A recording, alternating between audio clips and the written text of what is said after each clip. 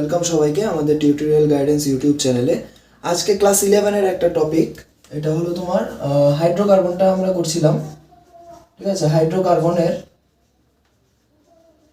Alkyne প্রিপারেশনের dehydration একটা reaction আছে, ওইটা এনসিইআরটিতে আছে কিন্তু ওইটার মেকানিজমটা বোধহয় এনসিইআরটিতে নেই। তো দেখি ওইটার মেকানিজমটা কীরকম হয় অ্যান্ড ডিহাইড্রেশন রিঅ্যাকশনটা কীভাবে হয়। ডিহাইড্রেশন অফ অ্যালকোহল যেটা করছি সেটা হলো dehydration of alcohol. Dehydration of অ্যালকোহলের মাধ্যমে আমরা অ্যালকিন প্রিপেয়ার করব। তো ডিহাইড্রেশন অফ অ্যালকোহল সাধারণত ধরি একটা অ্যালকোহল নেই CH3CH2OH। তো আমরা জানি এটা কি, এটা হলো ইথানল। ইথানল থেকে আমরা অ্যালকিন প্রিপেয়ার করব, মানে অ্যালকিনটা কি হবে CH2 ডবল বন্ড CH2। ঠিক আছে, ইথানল থেকে ইথিন। এই ক্ষেত্রে আমাদের কি লাগে, এই ক্ষেত্রে লাগে H2SO4। আমরা জানি H2SO4 কি একটা ডিহাইড্রেটিং এজেন্ট, এর সাথে হিট লাগবে। ঠিক আছে, H2SO4 অ্যান্ড হিট, এটা দিলে এখানে ইথানল থেকে ইথিন প্রিপেয়ার হয়। ইথিন ইথ1ইন যাই বলো। আচ্ছা, এটা একটা 1 ডিগ্রি অ্যালকোহল জানো, কারণ এখানে যে কার্বনের সাথে ফাংশনাল গ্রুপটা মানে OH গ্রুপটা আছে এটাকে বলা হয় আলফা কার্বন, এন্ড একটাই বিটা কার্বন আছে, তাহলে এটা কি একটা 1 ডিগ্রি অ্যালকোহল। তো অ্যালকোহলের যখন ডিহাইড্রেশন হয় তখন 3 ডিগ্রি কার্বোক্যাটায়ন, এটা একটু জেনে রাখা দরকার।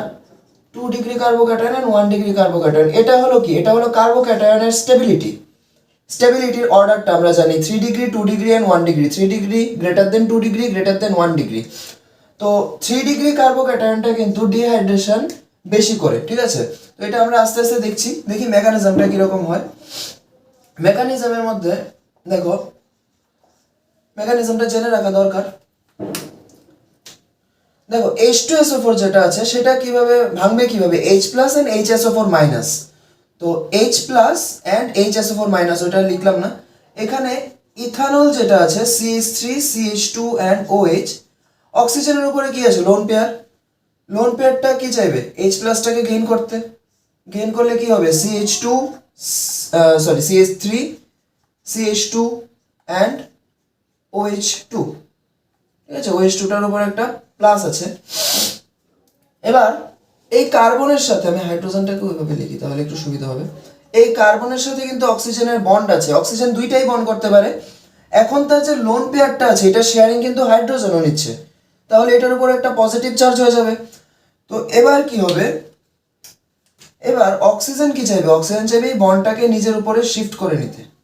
ঠিক আছে, নিজের উপরে শিফট করে নিলে এখানে একটা কার্বোক্যাটায়ন প্রিপেয়ার হবে। কার্বোক্যাটায়ন মানে এখানে থাকবে কি CH3CH2+। ঠিক আছে, CH2+। এবার আরেকটা বেসিক পার্ট যেটাকে আমরা বলি কি কনজুগেটেড বেস, মানে HSO4-। H+ তো চলে গেল, আর বাকি রয়ে গেল কি HSO4-। H2SO4 এর স্ট্রাকচার তোমরা জানো সবাই, তাও একটু এখানে দেখিয়ে দিই। এটা হলো H2SO4 এর স্ট্রাকচার। এখান থেকে একটা H+ বেরিয়ে গেছে। ঠিক আছে, H+টা বেরিয়ে গেছে, অক্সিজেনের উপরে বন্ডটা শিফট করেছে, তাই এটা O-। তো এটা কি করবে, এখানে 2 লিখি তাহলে বুঝতে সুবিধা হবে জিনিসটা। H2 আর একটা H আছে, মানে তিনটেই হাইড্রোজেন আছে, এখানে দুইটা আর একটাকে আমি আলাদাভাবে লিখলাম।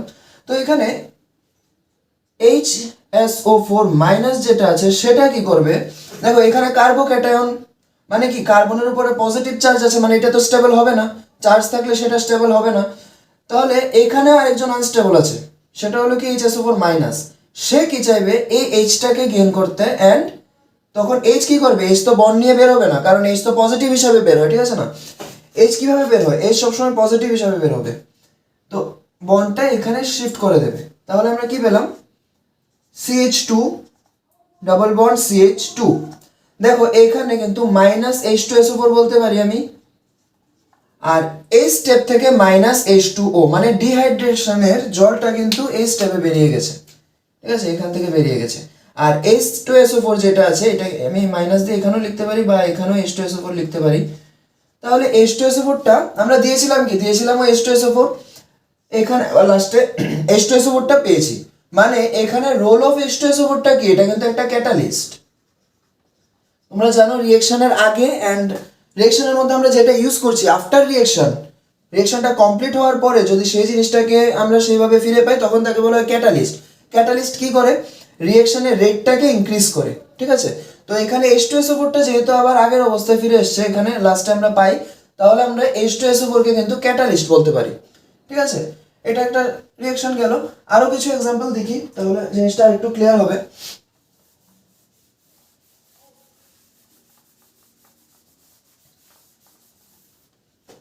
দেখো, ওইটা ছিল কি ইথানল, আর একটু অন্য টাইপের একটা নেই, CH2, এটা নিলাম বিউটানল। এখন বিউটানল নিলাম, তো বিউটানল থেকে কি হবে? বিউটানলের সাথে H2SO4 Dev, H2SO4 and hit দিলে কি হবে? আগের মতোই, মেকানিজমটা আগের মতোই হবে। এখান থেকে ওইচটা কি করবে? জল হয়ে বেরিয়ে যাবে।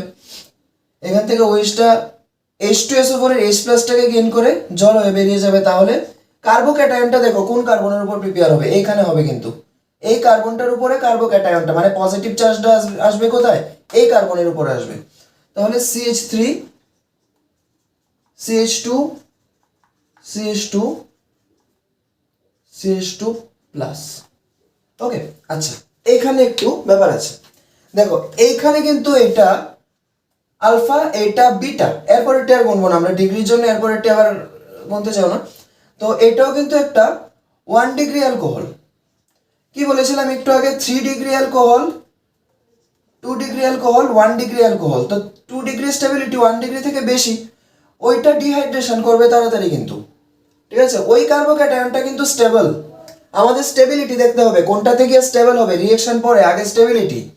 এখানে 1 ডিগ্রি, এইখানে 1 ডিগ্রি আছে, এটা আছে 1 ডিগ্রি, 2 ডিগ্রিতে বেশি স্টেবল, মানে এখানে এই ক্ষেত্রে কিন্তু হাইড্রোজেনের রিঅ্যারেঞ্জমেন্ট হয়।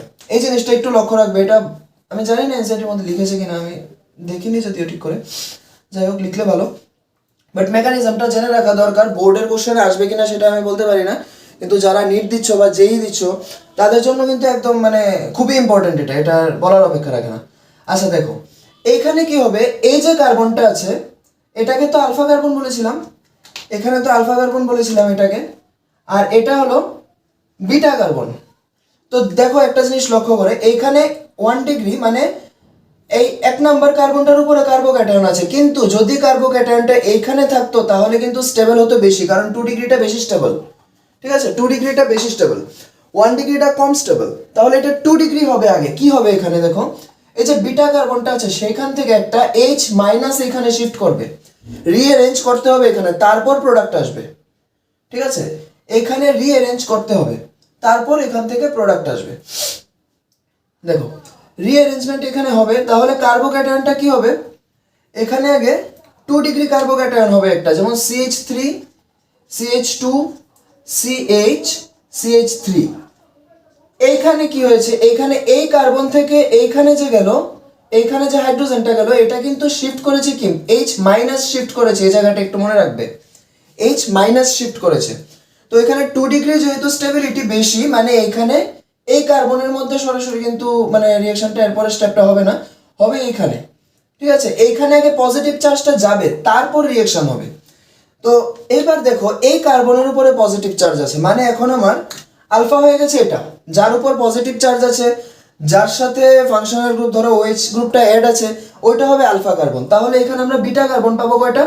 বিটা কার্বন পাবো টোটাল 2টা। এবার একজন স্যারজেফ বলেছেন কি, স্যারজেফ রুলের মধ্যে কি বলা আছে যে আলফা কার্বনের পাশে যে 2টা বিটা কার্বন থাকতে পারে, 3টা থাকতে পারে, এবার কোনটা থেকে হাইড্রোজেন বেরোবে, কোনটা থেকে হাইড্রোজেন বেরোবে সেটা ডিপেন্ড করবে যে, দেখো এইখানে কম আছে না, সবসময় এইভাবে মনে রাখবে, যে কার্বনের মধ্যে যেটা আলফা কার্বন তার পাশে বিটা কার্বন আছে 2টা, যেটার মধ্যে হাইড্রোজেনের নাম্বার কম আছে সেটা থেকে বেরোবে, ঠিক আছে? সেটা থেকে বেরোবে, আরেকভাবে আমি বলছি, সেটা থেকে বেরোবে। তো স্যারজেফ রুলের মধ্যে বলেছে এটা যে যে কার্বনের মধ্যে কার্বোক্যাটায়নটা আছে মানে পজিটিভ চার্জটা আছে, তার পাশেরগুলা কি? Beta carbon. এখানে বিটা কার্বন আমরা 2টা পাচ্ছি। তো বিটা কার্বনের মধ্যে দেখো একটার মধ্যে 2টা হাইড্রোজেন, একটার মধ্যে 3টা হাইড্রোজেন। তো কোনটা থেকে হাইড্রোজেনটা বেরোবে পরবর্তী সময়ে? যখন HSO4 মাইনাসটা অ্যাটাক করবে, HSO4 মাইনাসটা যখন অ্যাটাক করবে তখন কোন কার্বন থেকে হাইড্রোজেনটা বের হবে, এটা থেকে না এটা থেকে। এই জিনিসটা লক্ষ্য করো, মুছে দিই জায়গাটা। দেখো এখানে আমরা এভাবে লিখতে পারি এইচ, ঠিক আছে। তো HSO4 মাইনাস যেটা আছে সেটা কিন্তু এই হাইড্রোজেনটাকে গেইন করবে, হাইড্রোজেনটা কি করবে, বন্ডটা এখানে শিফট করে দেবে, কারণ হাইড্রোজেন তো এখান থেকে পজিটিভ হয়ে বেরোবে। রিঅ্যারেঞ্জমেন্টের মধ্যে এই জায়গার মধ্যে হাইড্রোজেন নেগেটিভ মানে H মাইনাস শিফট হয়েছে, কিন্তু এখান থেকে যখন H2SO4 বানাবে আবার, তখন কিন্তু হাইড্রোজেনটা পজিটিভই বের হবে।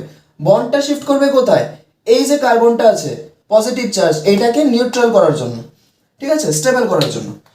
এবার দেখো প্রোডাক্টটা কি আসছে আমার, CH3 CH2 CH2 হবে না, sorry, CH double bond CH CH3, মানে এটার আইউপিএসি নাম কি হবে, but two ene, but two ene. Okay, এবার এইখানে দেখো যেখানে বন্ডটা হয়েছে, যেখানে ডাবল বন্ডটা হয়েছে, এর দুই দিকে দেখো তিনটা হাইড্রোজেন আছে, ঠিক আছে, মানে আলফা হাইড্রোজেন। এখানে যদি আমি বন্ডটাকে ধরে নিই, দুইটা কার্বনকে যদি ধরে নিই, তাহলে এটাকে যদি আলফা, সরি, বন্ডটার আশেপাশে কয়টা আলফা হাইড্রোজেন আছে, এখানে তিনটা, এখানে তিনটা, ঠিক আছে, ছয়টা। মানে এখানে ওই জায়গাতে গিয়ে প্রোডাক্টটা স্টেবল হবে যখন ডাবল বন্ডের দুই দিকে আলফা হাইড্রোজেনের সংখ্যাটা বেশি হবে। আরেকটা প্রোডাক্ট আসতে পারতো এখান থেকে, যদি কার্বোক্যাটায়নটা এইভাবে থাকতো, এইভাবে না, এখান থেকে লিখলে হবে না, বুঝবে না, এইখান থেকে দেখাই, এইখান থেকে আরেকটা প্রোডাক্ট আসতে পারতো কি, দেখো এটাও হয় CH3 CH2 CH double bond CH2, এটাও হতে পারতো, কিন্তু এটা হবে মাইনর প্রোডাক্ট। মেকানিজমের পসিবিলিটি এখানেও আছে, এই প্রোডাক্টটা হওয়ার চান্স আছে, কিন্তু এটা হবে না, হবে এটা, এটা হবে মেজর প্রোডাক্ট, ঠিক আছে, এটা হবে মেজর প্রোডাক্ট, কারণ এটা সেটজেফ রুলটা ফলো করছে। সেটজেফ কি বলেছে, যে এখানে যার উপরে পজিটিভ চার্জ আছে তার আশেপাশে যে কার্বনগুলো আছে, আরেক বাড়িতে চলে গেলে হবে না, এটা আরেক বাড়ি, এটা অনেক দূরের বাড়ি, কাছাকাছি বাড়িগুলি দেখতে হবে। এখানে একটা, এখানে একটা, এই কার্বনটা আর এই কার্বনটা দেখো, দুইটার মধ্যে এটাতে দুইটা হাইড্রোজেন আছে, এটাতে তিনটা আছে। সেটজেফ বলেছে যেই কার্বনের মধ্যে হাইড্রোজেনের নাম্বার কম সেটা থেকে আসবে, সেটজেফের রুলের অনুসারে এটাই হয়, ঠিক আছে। তাহলে মেজর প্রোডাক্ট হয়ে যাবে এটা, এটা হবে মাইনর প্রোডাক্ট। তাহলে আরেকবার বলে নেই, এখানে পজিটিভ চার্জটা ছিল, তাহলে এটা এখানে এলো কেন, কারণ 2 ডিগ্রি স্টেবিলিটি 1 ডিগ্রি থেকে বেশি, 3 ডিগ্রি হলে আরেকটু স্টেবল হবে, এটা আমরা এখন দেখবো। তো 1 ডিগ্রিটা 2 ডিগ্রি হবে আগে, কিভাবে হবে, H মাইনাসের রিঅ্যারেঞ্জমেন্ট হবে। H মাইনাসের রিঅ্যারেঞ্জমেন্টটা কোথা থেকে হবে, বিটা কার্বন থেকে হবে। তো বিটা কার্বন থেকে যদি একটা H মাইনাস এখানে চলে যায়, মাইনাস কেন যাবে, কারণ এখানে পজিটিভটাকে নিউট্রালাইজ করতে হবে, মাইনাস গিয়ে এখানে CH3 বানালো, দেখতে পাচ্ছ। তাহলে এখান থেকে একটা হাইড্রোজেন কমে গেল, তাও কিভাবে কমলো, মাইনাস নিয়ে, মানে ইলেকট্রন নিয়ে বেরিয়ে গেছে, তাহলে তো এই কার্বনের উপর অবভিয়াসলি পজিটিভ চার্জ হবে। এটা হয়ে গেল 2 ডিগ্রি, এখানে 2 ডিগ্রি হয়ে গেল, হ্যাঁ ঠিক আছে। এইবার এখানে রিঅ্যাকশনটা মানে ফরওয়ার্ড যাবে, ঠিক আছে, যে এখানে H2SO4টা যে কনজুগেটেড বেস পার্টটা আছে, সেটা কোন কার্বন থেকে হাইড্রোজেন নেবে, যেই কার্বনের মধ্যে হাইড্রোজেনের নাম্বারটা কম, মানে এই কার্বন থেকে, ঠিক আছে। এটা গেল বিউটানল, মানে এটা 1 ডিগ্রি। এবার দেখি একটা 2 ডিগ্রির ক্ষেত্রে কি হয়, 2 ডিগ্রি অ্যালকোহল নিয়ে একটা দেখি কি হয়।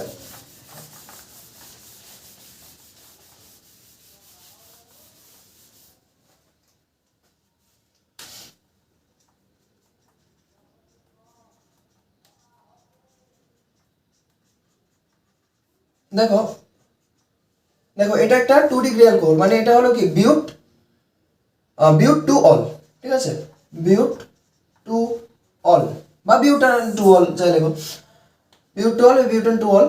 এখানে সেম যদি H2SO4 দেই, H2SO4 অ্যান্ড হিট, ফার্স্ট স্টেপে কি হবে, অক্সিজেনটা কি করবে, H প্লাসটাকে ধরবে, এখানে লোন পেয়ার আছে ওর কাছে, H প্লাসটাকে নেবে, H প্লাসটাকে নেওয়ার পরে CH3 CH2 CH and OH2, মানে এখানে পজিটিভ চার্জ চলে এলো, তারপর এখানে CH3, ঠিক আছে। তো এবার কি হবে, এবার আগেরটার মতো হয়ে গেল, ইজি। এখান থেকে OH-টা বেরিয়ে যাবে জল হয়ে, এখান থেকে যদি OH-টা বেরিয়ে যায় তাহলে কি হবে, এখান থেকে OH-টা বেরিয়ে গেলে এখানে OH না সরি OH2 মানে H2 আর কি, জলটা বেরিয়ে যাবে, তাহলে এখানে একটা 2 ডিগ্রি কার্বোক্যাটায়ন প্রিপেয়ার হবে।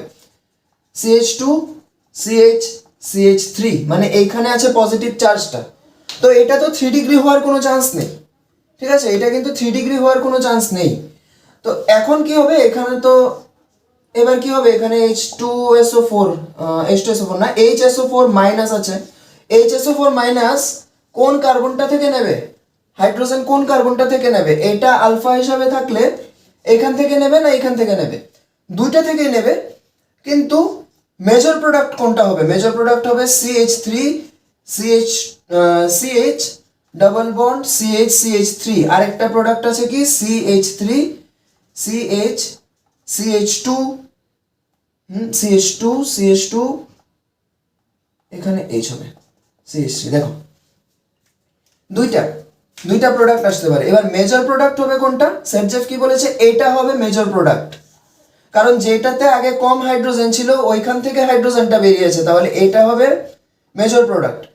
আর তাছাড়াও এটা 2 ডিগ্রি যেহেতু এর আশেপাশে তো এটাই আছে সবচেয়ে কম হাইড্রোজেন, কারণ এটা তো 3, তো এটা হবে কি মাইনর প্রোডাক্ট হবে, ঠিক আছে, এটা মেজর প্রোডাক্ট, এটা হবে মাইনর প্রোডাক্ট।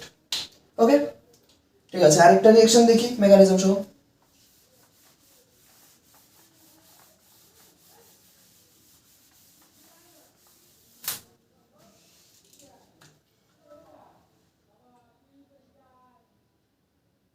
এবার দেখো কি হয়, CH3